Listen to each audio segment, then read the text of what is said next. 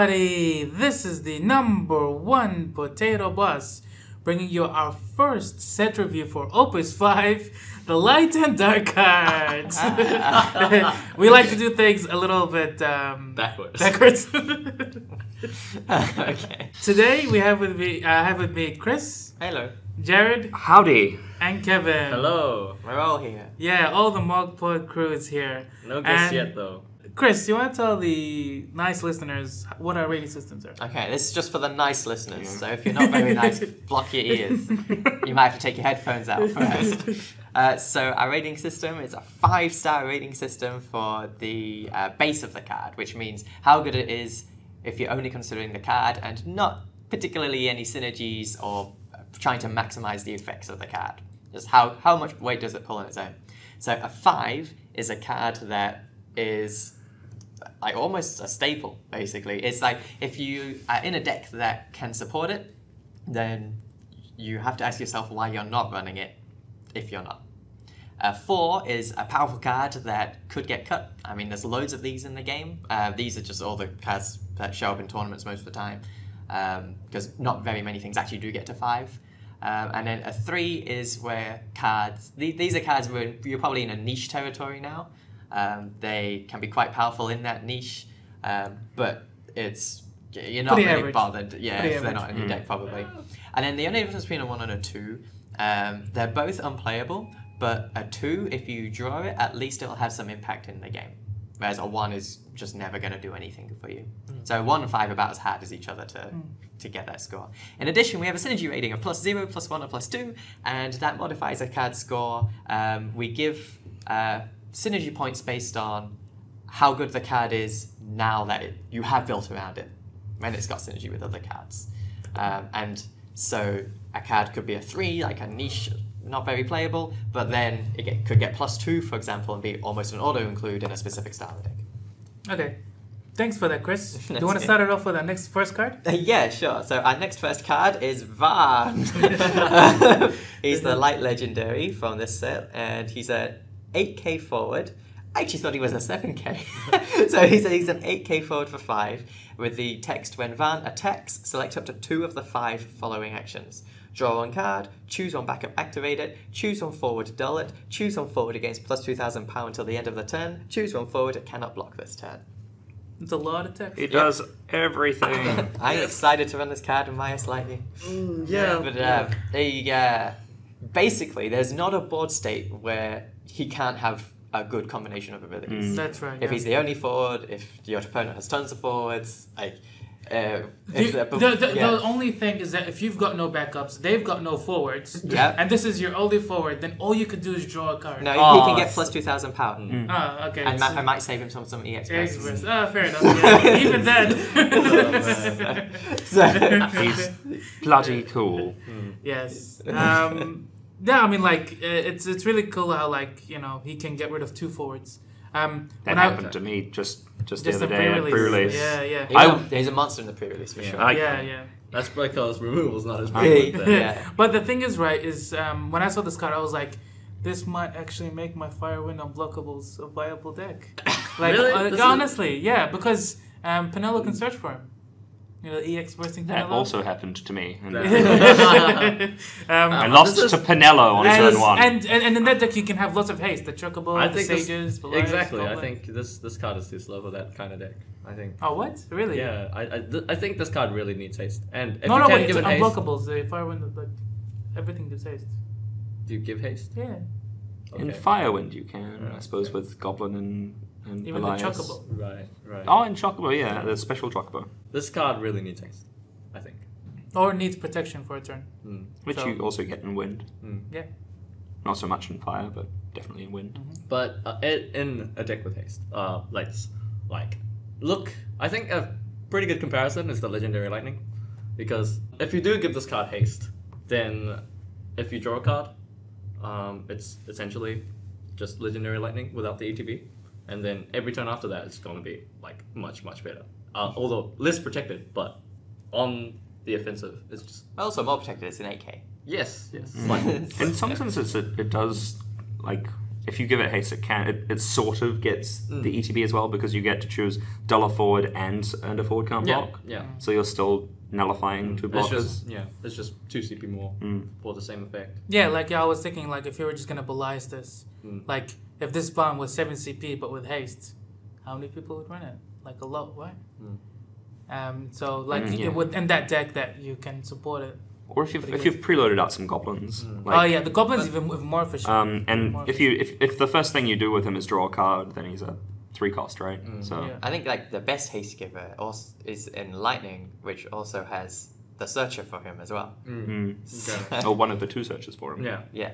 So it's it goes nicely in there.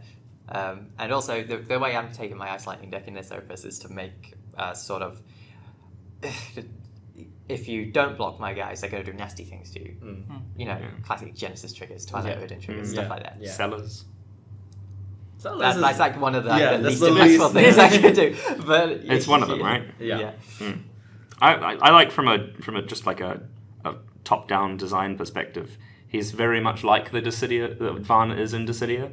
So he's got 2 HP attacks that he's picked when he goes into fight. Yep.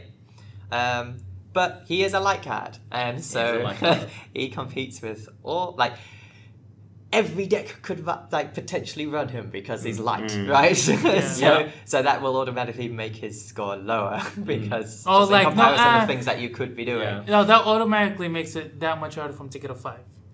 For sure. That's I think that's closer to that. So what are we gonna give him? What do we think? I definitely think it's a 3+1. That's where I sit on him as well. Like, you draw him, he'll be more impactful than something we gave like a 2. And it's not like your deck is going to be horrible because you put Van in instead of something else. And he does have a few synergy options as well. And then the +1 is because, you know, the haste we're talking about. Or you can protect him. Or you can protect him, So really pulls his weight. Yeah, so I think a 3+1 is a good score. So, the next card, Kevin, do you want to tell us about it? Okay, so the next card is Wall. Not Warrior of Light, Wall. Even though it has the same spelling as the abbreviation. He's a 4 CP light card. Wow. He's 7k power, and he reads, when Wall enters the field, reveal the top 5 cards of your deck. Add 1 job Warrior of Light among them to your hand, and return the other cards to the bottom of your deck in any order. When Wall is put from the field into the break zone, choose 1 job or Warrior of Light of cost 3 or less in the break zone and play it onto the field. I really want to like this card.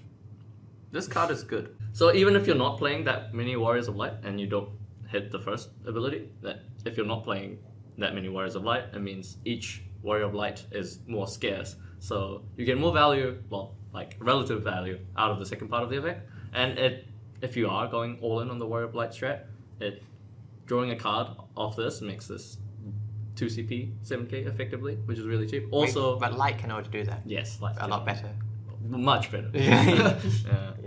No, the thing is, but if you whiff the ETB, and you don't have one in your break zone, because you're not running that many Warriors of Light, right? So then you don't play the card. How many is enough though?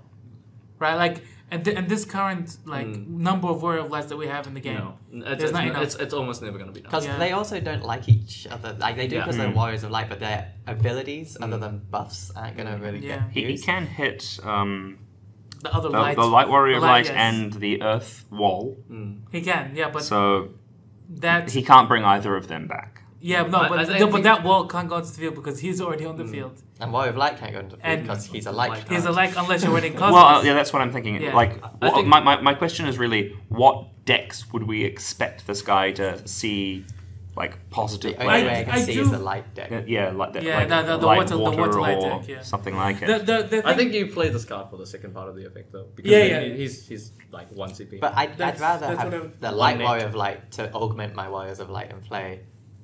Really? Yeah. Because then that Warrior of Light gives my Light Warrior of Light plus 1k, so he's a 9k with his effect. Okay. And then he gives 2k armor to the other one. That's a strong board. Yeah. That is very difficult to get rid of Wall. That's why I wouldn't run Wall. It's really everything around him that plays against him. Like if you just read the text, it's like wow, you get to potentially draw a card and you get like a free 5 CP to play onto the field. And it's like, What I mean by 5 CP is that 3 CP plus the card. If anybody didn't understand that, but like that's amazing, Yeah, But then, I'd even be fine. I like his text even if you whiff on the ETB, like bringing back a thing. It's just like you're saying, everything around him. Yeah. Like I can't. It's very hard to make him good. Yeah, like I wouldn't. yeah, and we were like, okay, what if there's gonna be more Warrior of Lights other than the Category 3 ones, and then that Warrior of Light is the same name as this one. And it's like, that one is probably better. That was very in sad. most instances. Yeah. Obviously, it's not Lights, but The Earth Legend wall, Yeah. really. So, like I told you, like I love Warrior of Lights. Like, I'm not sure the listeners know. Like, that Opus V Warrior of Light is like one of my top favorite cards. And I want to like this because essentially this makes me find it quicker, but it just, like, I can't imagine it in a deck. I think You definitely need to kill it as quickly as possible. Yeah, you could magic pot it into the Earth one. Is that value though? I think that's if you've got an Ingus in your like, break zone. that's definitely the best use of him. It Magic is. pot. Yeah, magic. That's not terrible. I think yeah. you make your deck too clunky to do that, but I think that is also the best thing you can do with him. What, like, we don't think we rate him in the Water Light deck? He's going to get synergy No, rating. but even in that Warrior of the Water Light deck, You don't play Warrior of Light Skull cost 3 or less. You wouldn't play like Refia in there? You've got plenty of... Your Half goal your forwards is to... aren't. What? But you do end up with a whole bunch of water backups very quickly, right? Like that's its game plan is generally develop your backup line. So you it's very possible. get a buff Here's the thing, there. all Refia does is buff your board, which isn't what the deck wants to do. Yeah, you just want to get a board. Yeah, actually, Yeah. that's exactly right. The deck just wants the ultimate and attack Yeah. for face. So, Okay. And at that point, the Earth Warrior of Light is much better because it doesn't get hit by EX bursts if they have play on the field. But in Oh, you mean wall? Yeah, the Earth Warrior of Light. I think you play but this. in that deck also, this wall is potentially more than one forward. Like you're building that board Yeah, that but what's doesn't it die to getting back? Ultima. Yeah, he's not getting back any Oh, cards. no, I'm thinking about it more for the cantrip, TV. right? Like, if you do find the Opus 2 Warrior of Light off of it, that's like one step closer to your Ultima game plan. But that's three cards in your deck, right? Oh, another wall. Yeah. Yeah. I think you only play it's this. clunky. Yeah. I think you only play this when you're all in on a specific Warrior of Light. So Yeah, I don't think that's- Angus and Lunas I don't think are worth it, but I can definitely see strategies that are completely central around Arc and Refia being. He doesn't have to hit a forward. He can get the backup arc. No. I mean, if you really want to make use of He can. Arc's That's right. effect, Arc's effect or Refia's effect, which are really powerful and like potentially game ending, and you want just extra copies after they die because they're prime targets for removal because you want to get them. Actually, yeah. Oh wait, but Arc is a backup, which means you can't play the forward Arc. No, I meant the forward Arc. Central around the forward Arc. If you're going full unblockables, Yeah. he's really good at enabling that. And if that is your whole game plan, and you just need to get your Arc back after he dies. Yeah, that even if he whiffs, he's got you 5 cards closer to. Yeah. This is why he'd be. Yeah. You'd play him if you really need a specific Warrior of Light. Yeah. Because you're gonna fine. draw it very soon if you Yeah, don't hit because it. if you think about Arc and Refia specifically, the Light Warrior of Light doesn't really further their gameplay all too much. Refia and Arc both, they need a dull, cards of the same element. So what do we think we give this guy? 2 + 1. I'm happy with 2 + 1. 2 + 1. Yep. All right. Yep. Next card, Jared, do you want to tell us? Sure, we've got the 6-drop legendary dark card called Eldnash. It's a 10k forward. Its job is Descendant of the Xylart. It's from 11, and what's the other? Lord of Vermilion. Oh, Lords of Vermilion, right. Its text reads, if Eldnash leaves the field, return Eldnash to your hand instead. And it has the special ability Paradise. Take one more turn after this one. At the end of that turn, you lose the game. So what was the cost of Paradise? Just discard. Sorry, just S. Just S. Special S. So my question is, if you Leviathan it, does it go back to the hand because of Leviathan or because of its effect? Because of its effect. Because of its effect, right? Because of the replacement effect. You replace whatever he goes to. So you can either put them into your hand or put them into your hand instead. Okay, yeah. Well, no, sure. you have to put them in your hand instead. Ah, yes. Because of the I insect. think Oh, it's- yes. Yeah, so There I think yes. his ability makes it go to your hand. Yeah. It's a replacement. Very important. Yes. So, yes. so when you're the water player Leviathan's your Eldnar, say you're not doing this to me. I'm doing this to me.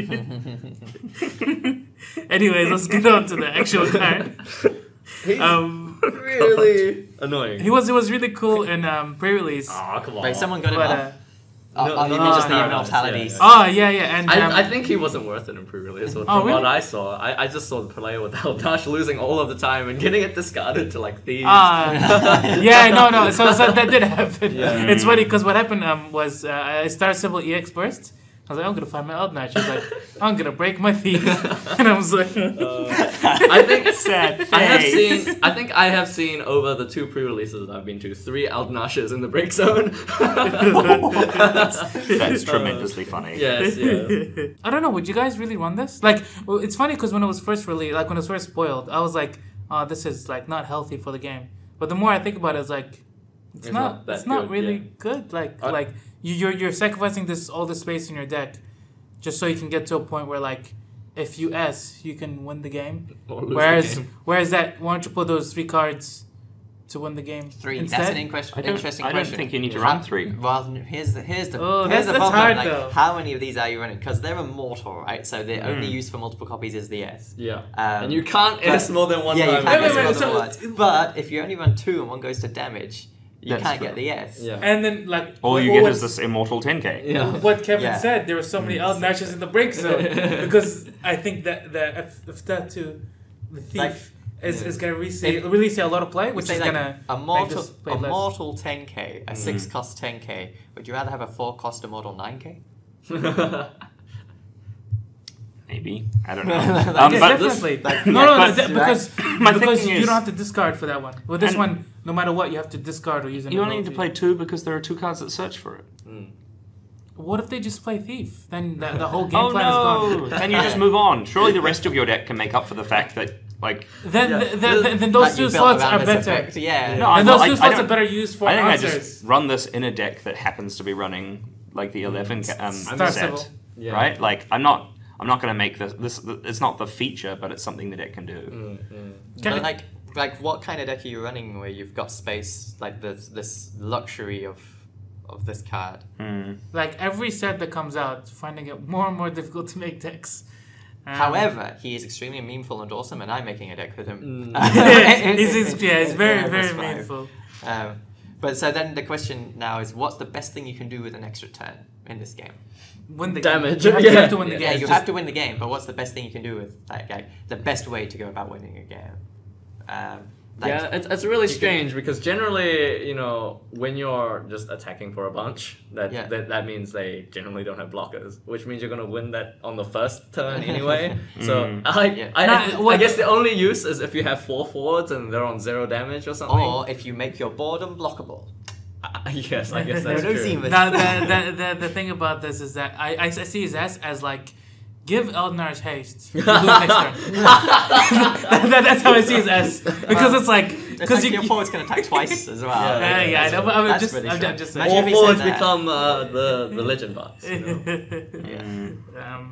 But you know, it's that. I mean, yeah. I would say it accelerates the pace of the game. Yeah, I'm expecting to see some honorable Sudokus.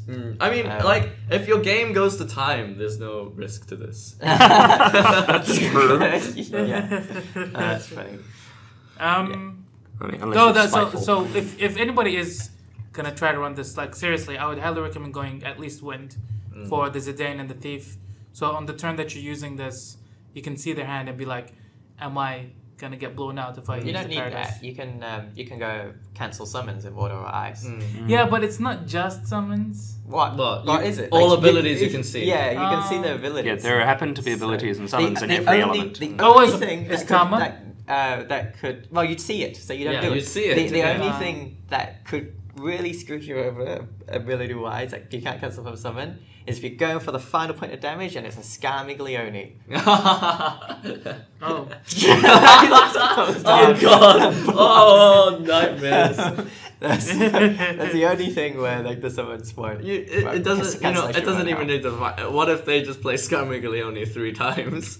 Scarmiglione. That's an ability you can see though, right? No. That They means play that it. They you block. have 3 of them in your hand. Yeah, if you have 3 of them in your Oh hand. right, okay. That is. Oh, that's yeah. hilarious. But you can do this when they've dulled a lot of their backups too. That's true. So, yeah. So I think it's too much to put it in a deck. Yeah. Like there's just too much structure. Like you're weakening the structural integrity of your deck too much to put it in. And Because he needs some sort of support to be any impact at all.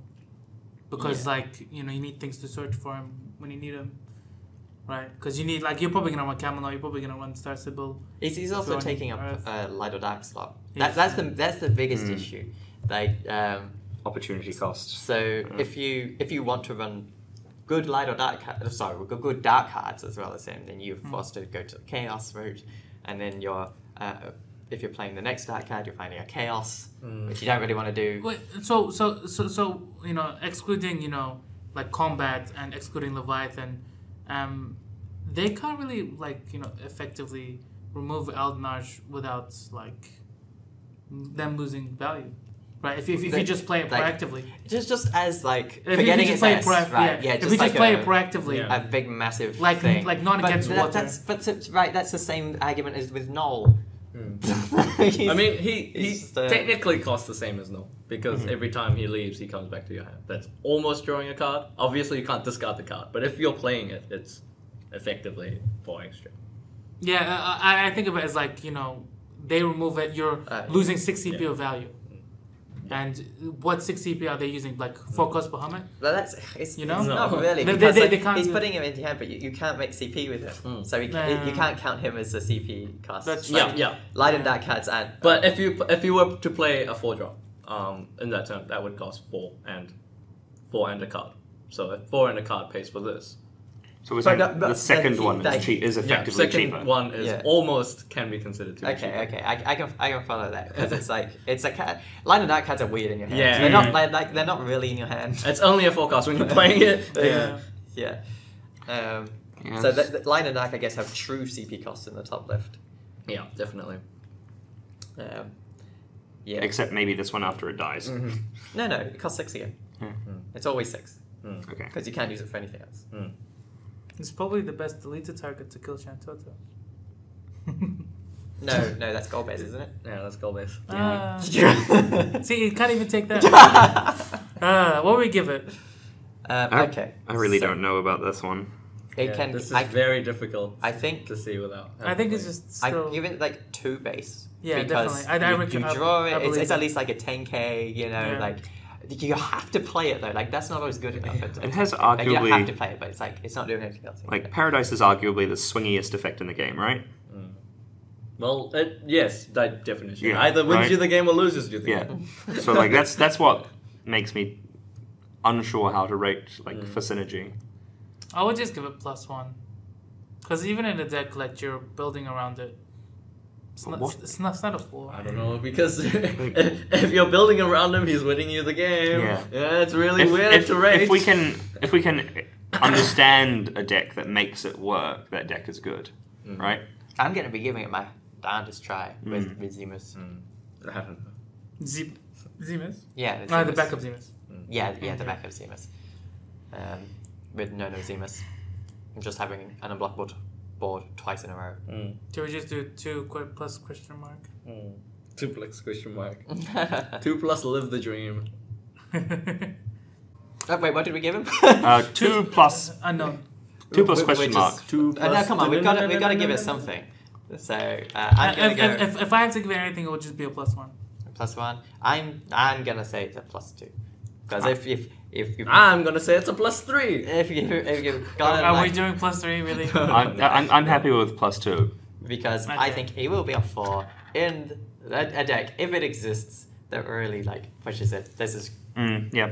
Next card is probably my favorite light dark card in the set. is the 5-drop Camelot. Is a dark hero card. And Lanod. Camelot. Is a 5-drop hero dark card at 9,000 power. When Camelot enters the field, you may search for 1 dark card and add it to your hand. Camelot cannot be chosen by summons or abilities that share its element. At the beginning of your main phase 1, select 1 element. Camelot becomes the element. This effect does not end at the end of the turn. This card has single-handedly make everyone go, I'm making X dark decks. Mm. Like that. But I think if this Camelot survives for a turn, right, it can put a real break against mono decks. Yeah. Not my mono decks, but mono decks. I mean, that's an inside joke. I'm sorry, guys. a lot of monocolor decks do have like 9Ks. So, like, fire has Zande, wind has Barts, water has things that end up bigger than 9K. And if you're matching their element, you're Mono getting Earth your is things. power booster. That So- are bigger. That's like the only deck that I'm actually seriously considering this in is an Earth. And on Earth, you guys are huge, or you get power buffs from random places. I think and so like I guess its only weakness is like combat, right? If say that, but even Well, then, no, his weakness is the first turn. they're the first one, yeah. But like even then, it's like, you know, if you can protect it the first time after that, right? Its only weakness is like combat or like wide removal, like Exodus or something like that, right? So what rating should we give Yeah. Camelot? there's the on-ramp. Yeah. I mean, he's if you have enough dark cards, he's like Steiner or Setzer essentially, with an upside. Yeah. Yeah, I Main think considered. if anybody's running this card, 4 dark cards are enough, including Camelot. Wait, how many Camelots are you running? Just Camelots one. are you running? I mean, Like- you can just run it and like the Emperor Yeah. if you really want. I think this is a 4. That's the rating I give. Oh, it. definitely. Because, Yeah. Because it's obviously going in with dark card support. Yeah. Like, The dark cards you want. So Yeah. people don't know, So- you can search for Chaos, so that can really curve out your backups as well. You don't I even really need don't want to chaos. search for You chaos. don't need to. No, search chaos. if you want, like, yeah, because it's he morphs his element at the beginning of your next turn, so you can play your dark card. No, that's true. But you That's can't true. play him if you've got the dark card Yeah. in play. Yeah. That's That is that's crucial quite a thing, dark yeah. side. A dark side, a downside. Downside. Something. Welcome to the downside. of the force.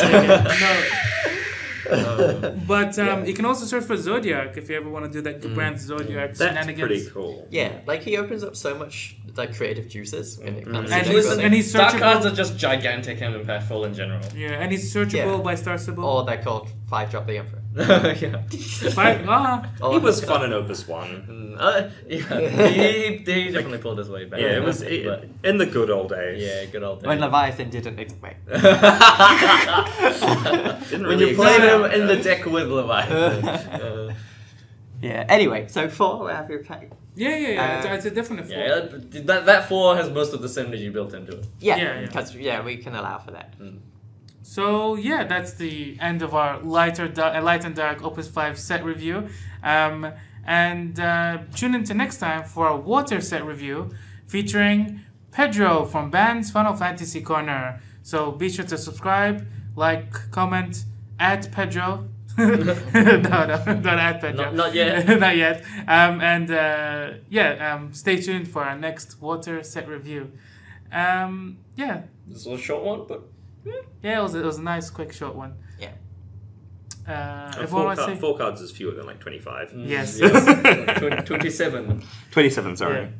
Everyone want to say bye? Bye. See ya. See ya later. Number 1 potato boss Out.